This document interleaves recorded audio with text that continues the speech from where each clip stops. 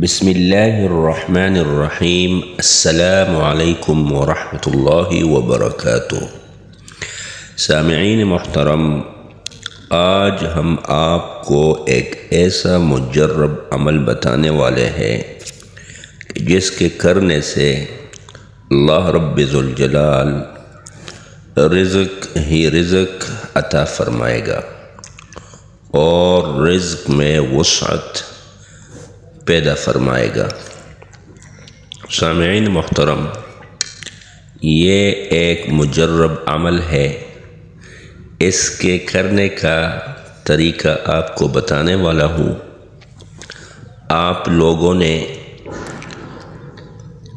سورۃ الکوثر کو پڑھنا ہے 129 مرتبہ۔ جمعرات کی رات کو عشاء کے نماز کے بعد 11 مرتبہ درود ابراہیم پہلے پڑھے، پھر 129 مرتبہ سورۃ الکوثر پڑھے اور آخر میں درود ابراہیمی پڑھے، اور پھر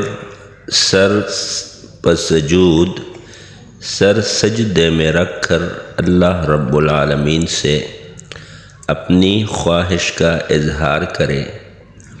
انشاءاللہ جو بھی خواہش ہو، چاہے وہ مال دولت کی ہو، گھر، روزگار، کاروبار، فیکٹری، مکان، جس قسم کی خواہش ہو، انشاءاللہ رب ذوالجلال ضرور عطا فرمائے گا۔